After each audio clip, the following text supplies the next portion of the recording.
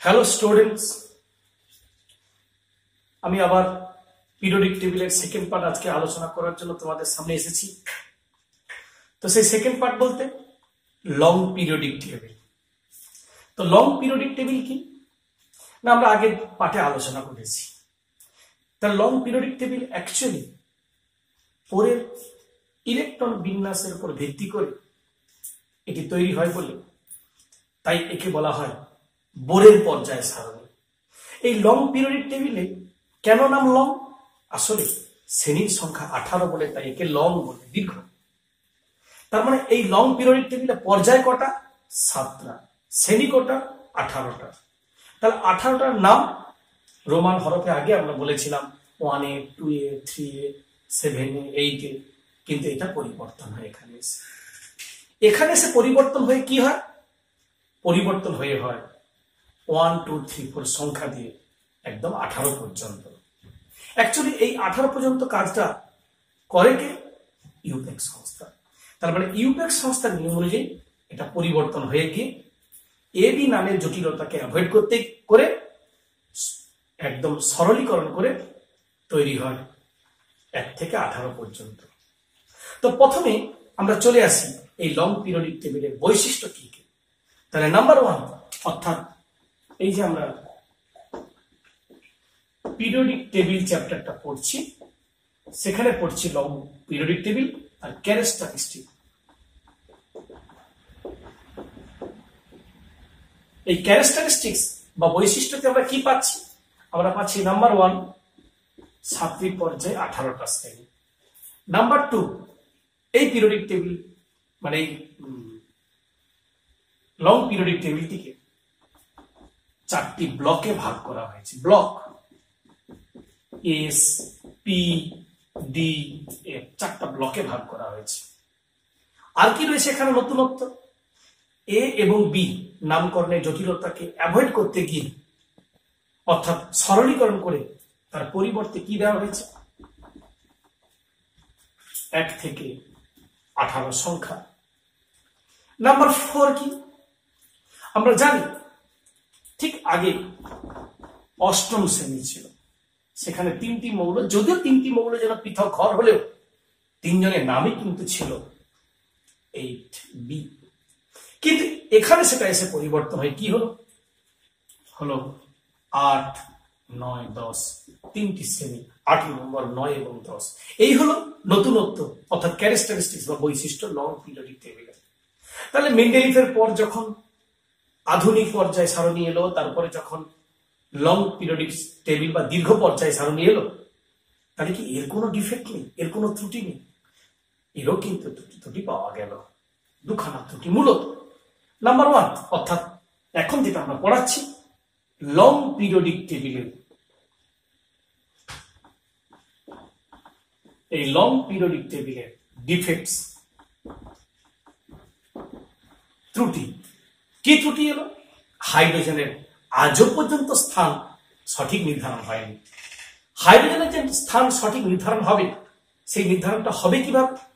কারণ প্রথমে বলা হয়েছিল একে 1 নম্বর, পরে বলা হলো মাধ্যমিকে পেয়েছে এটা 17 নম্বর হ্যালোজেনের সঙ্গে সাদৃশ্য। তাই কিছু বিজ্ঞানীরা মতামত দিলেন একে রাখা হোক, কিছু বিজ্ঞানীরা মতামত দিলেন একে 17 নম্বর হ্যালোজেন মৌলের সঙ্গে রাখা হোক, অর্থাৎ এই গ্রুপে রাখার সপক্ষে যুক্তি দিলেন। পরবর্তীকালে দেখা গেল যে সঠিক সিদ্ধান্তে পৌঁছানো গেল না বলে হাইড্রোজেনের নাম দুষ্টু মৌল রূপে আখ্যায়িত করা হলো। তার মানে সঠিক স্থান এখনো পর্যন্ত নির্ধারিত হয়নি। নাম্বার 2, বিরল মৃত্তিকা মৌল। বিরল মৃত্তিকা মৌলগুলিকে এখনো পর্যন্ত পিরিয়ডিক টেবিলে স্থান দেওয়া হয়নি। এদেরকে পিরিয়ডিক টেবিলের নিচে আলাদা করে 14টি মৌলকে কিংবা ল্যান্থানাইটস বা অ্যাক্টিনাইটস মৌলকে আলাদা করে স্থান দেওয়া হয়েছে। আজও পর্যন্ত ওদের টেবিলে রাখা সম্ভব হয়নি। এই হলো মূল ত্রুটি। তো এরপরে চলে আসি আমরা, এই যতই ত্রুটি যুক্ত হোক না কেন এটি বিজ্ঞানসম্মত এবং এটি বহুল প্রচলিত, তাই এটি এখন অ্যাকসেপ্টেড, এটাই চলছে পিরিয়ডিক টেবিল। তো আমরা পিরিয়ডিক টেবিল নিয়ে তার সমস্ত কিছু আলোচনা করলাম। এখানে যেটা পেলাম নতুন কি ব্লক, তাহলে আমরা এই ব্লকের ক্লাসিফিকেশন করব, অর্থাৎ block classification of elements. Block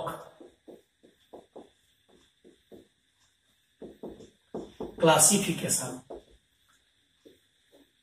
প্রথমে আসি এস ব্লক। এস ব্লক কি?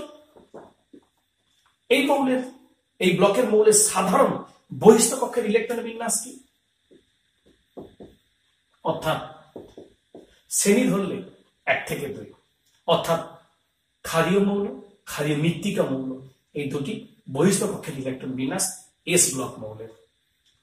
এই যে এস ব্লক মৌল 1 থেকে 2 নম্বর শ্রেণী, এরা সকলেই ধাতু। ধাতু বলতে এটা প্রথমেরটা হবে ক্ষার ধাতু, পরেরটা হবে ক্ষারীয় মৃত্তিকা ধাতু। তবে এর কি কি বৈশিষ্ট্য রয়েছে? এটা নাম্বার 1, এটি ধাতু কিংবা ক্ষারীয় মৃত্তিকা ধাতু বললাম, এক কথায় ধাতু। তীব্র বিজারক কিংবা তাপ ধাতু, মানে তাপ তড়িতে সুপরিবাহী গলনাঙ্ক স্ফুটনাঙ্ক রয়েছে নির্দিষ্ট। তাহলে এই হলো এস ব্লকের বৈশিষ্ট্য। শুধু তাই নয়, বহিস্থ কক্ষের ইলেকট্রন সহজে অপসারিত করে নিষ্ক্রিয় গ্যাসের মতো সুস্থিত বিন্যাস লাভ করে। তার মানে এই গ্রুপে যে মৌলগুলো রয়েছে তাদের থেকে যে যৌগ হয় তারা সহজে শিখা পরীক্ষা বা ফ্লেম টেস্টে সাড়া দেয় ম্যাক্সিমাম। তো চলে আসি এবার নাম্বার 2, পি ব্লক। পি ব্লকের মৌলের ক্ষেত্রে কি হয়? তার বহিস্থ কক্ষে সাধারণ ইলেকট্রন বিন্যাস কি হবে? বাইরের কক্ষের ইলেকট্রন বিন্যাস। এরা সাধারণত কত থেকে কত হয়? ঠিক শেষের 6টি। তার মানে 18 থেকে 6 ঘর পিছিয়ে আসবে, 13 থেকে আরম্ভ হবে 18। তার মানে 13 থেকে 18 এই 6টি যে শ্রেণী রয়েছে ওটাই পি ব্লকের অন্তর্গত পিরিয়ডিক টেবিলে। এই পিরিয়ডিক টেবিলে এই যে পি ব্লকের মৌল, এরা ধাতুও হয়, ধাতু কল্পও হয়, আবার অধাতুও হয়। এরা সাধারণত রঙিন হয় কিংবা বর্ণহীন হয়। তবে এস ব্লকের মৌলগুলো কিন্তু বেশিরভাগ যৌগই এস ব্লকের মৌলের যৌগগুলি বর্ণহীন হয়। এরা রঙিনও হয়, বর্ণহীন হয়, তবে এরা জটিল যৌগ তৈরি করতে পারে ওই মৌলগুলো, পি ব্লকের মৌলগুলো। তো এটা গেল পি ব্লক। তো এরপরে আমরা চলে আসি নেক্সট ডি ব্লক। তো ডি ব্লকের মৌল কি, বা এই ব্লকের মৌলগুলোর সাধারণ ইলেকট্রন বিন্যাস কি? বহিস্থ কক্ষের n-d 1 to 10 n-2, অর্থাৎ 1 to 2 বলাটাই বেটার হবে, কারণ এখানে হাফ ফিল ফুল ফিল্ডের ব্যাপার রয়েছে, অ্যাটমিক স্ট্রাকচারে তোমরা ওটা পাবে। তো সেই জন্য এটাকে বলবো ডি ব্লকের মৌলের বহিস্থ কক্ষের ইলেকট্রন বিন্যাস। ডি ব্লকের মৌলগুলো কত থেকে কত পর্যন্ত হয় হিসাব করে নিলে 3 পদ থেকে 12, তাহলে 1 থেকে 2 এস ব্লক, 3 থেকে 12 ডি ব্লক, 13 থেকে 18 পি ব্লক। এর বৈশিষ্ট্য কি হবে? ডি ব্লক মানে ধাতু, ডি ব্লক মানে পরিবর্তনশীল যোজ্যতা দেখা যায়, অর্থাৎ পরিবর্তনশীল মৌল। এরা একাধিক যোজ্যতা দেখা যায় এদের। এই মৌলগুলো সাধারণত রঙিন যৌগ বা জটিল যৌগ তৈরি করতে পারে। এরা সাধারণত তাপ ও তড়িতের সুপরিবাহী হয়, যেহেতু ওরা রাত। তারপরে চলে আসছি আমরা ডি ব্লক। তবে এটা বৈশিষ্ট্য, এরা সন্ধিগত মৌল, আসবো পরে এটা নিয়ে। নেক্সট এ ব্লক। এ ব্লকের মৌলগুলো কি রয়েছে? এ ব্লকের মৌলগুলো এদের সাধারণ বৈশিষ্ট্য হচ্ছে বহিস্থ কক্ষের ইলেকট্রন বিন্যাস n-2f 1 to 14, n-1d 0 থেকে 1, n-2 বহিস্থ কক্ষের ইলেকট্রন বিন্যাস। এদের বৈশিষ্ট্য বিরল, কম পাওয়া যায়, বিরল মৃত্তিকাও বলে এই ব্লকের মৌলগুলো। এদের উচ্চ গলনাঙ্ক হয়, এরা সাধারণত পরিবর্তনশীল যোজী হয়, উত্তম অনুঘটক হয়, সংকরধাতু তৈরি করতে পারে, রঙিন যৌগ তৈরি করতে পারে কিংবা জটিল যৌগ তৈরি করতে পারে এরা। এই হলো এই ব্লকের মৌলের বৈশিষ্ট্য। তাহলে আমরা আজকের এই কোর্সে আমরা ব্লকটা নিয়ে আলোচনা করলাম। এরপরে আমরা কি পড়াবো? আর দুটি আমরা পাবো এখানে, যেটা আমরা একটু আগে আলোচনা করেছিলাম, যে সন্ধিগত মৌল, ইংরেজিতে বলে ট্রানজিশনাল এলিমেন্ট।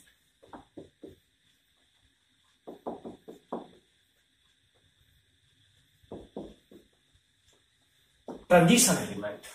তো এই ট্রানজিশন এলিমেন্ট বা সন্ধিগত মৌল বলতে কি বুঝি আমরা? এই সন্ধিগত মৌল বলতে বোঝায় যারা দুটো শর্ত মানবে। কিসের দুটো শর্ত? অপূর্ণ ডি, অপূর্ণ ডি অর্থাৎ এক কথায় বললে vacant D orbital, vacant D orbital থাকবে। ভ্যাকেন্ট ডি বলতে অর্থাৎ কোন কন্ডিশনে? হয় স্থিতাবস্থায় কিংবা স্থায়ী জারণ অবস্থায়, অর্থাৎ স্টেবল স্টেটে অর্থাৎ বা স্টেবল অক্সিডাইজ স্টেটে, দুটোর যে কোনো একটাতে কিংবা উভয় ক্ষেত্রে মিনিমাম একটাতে যদি ডি অরবিটাল অপূর্ণ থাকে অর্থাৎ পূর্ণ না হয় সম্পূর্ণ, তখন সেই মৌলগুলোকে আমরা সন্ধিগত মৌল বলবো। একটা উদাহরণ দিই আমরা, এই কোশ্চেনটা খুব ইম্পর্টেন্ট। জিঙ্ক এবং কপার। আমরা জিঙ্কের ইলেকট্রন বিন্যাস করলে জানি, আর কপারের ইলেকট্রন বিন্যাস শর্টে করলে দাঁড়ায় আর্গন 18 3d4s, 18 দিয়ে 20 আর 10 30। এর ক্ষেত্রে দাঁড়ায় আর্গন 18 3d9 4s2, কিন্তু কপার স্পেশাল এলিমেন্ট ফুলফিল হতে চায়, তাই নর্মালি দাঁড়ায় এটা 10 এটা 1। এই হলো ইলেকট্রন বিন্যাস। আমি কি বলেছি যে সন্ধিগত মৌল তাকেই বলবো যখন হয় স্থির অবস্থায় কিংবা স্থায়ী জারণ অবস্থায় যে কোনো একটা ক্ষেত্রে ডি অরবিটাল অপূর্ণ থাকবে। তো আমরা প্রথমে জিঙ্কের ক্ষেত্রে আসি। দেখতে পাচ্ছি ডি, জিঙ্ক পূর্ণ, অর্থাৎ এটাকেই বলবো জিঙ্কের গ্রাউন্ড স্টেট বা স্থিতাবস্থা। জিঙ্কের স্থায়ী জারণ অবস্থা কত? জিঙ্ক 2+, তার মানে দুটো ইলেকট্রন বেরিয়ে যাবে। বেরোবে কোথা থেকে? বহিস্থ কক্ষ থেকে। তাহলে সেক্ষেত্রে ইলেকট্রন বিন্যাসটা দাঁড়াচ্ছে 3d10, অর্থাৎ জিঙ্কের স্থিতাবস্থায় কিংবা এক্সাইটেড স্টেটে কোন ক্ষেত্রে ডি অরবিটাল অপূর্ণ নেই, তাই জিঙ্ক ডি ব্লকের মৌল, কিন্তু সন্ধিগত মৌল নয়। বাট কপারের ক্ষেত্রে ঘটনাটা চেঞ্জ হয়ে যায়।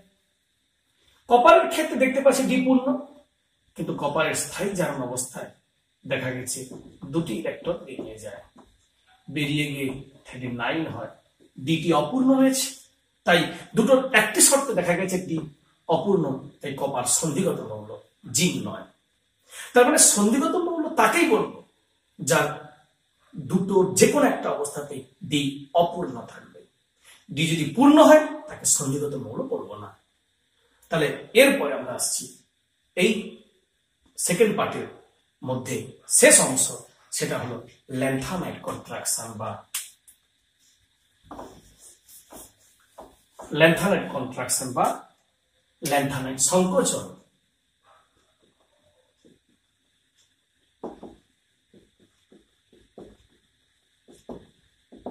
তো ল্যান্থানাইট কন্ট্রাকশন বা ল্যান্থানাইট সংকোচন কি?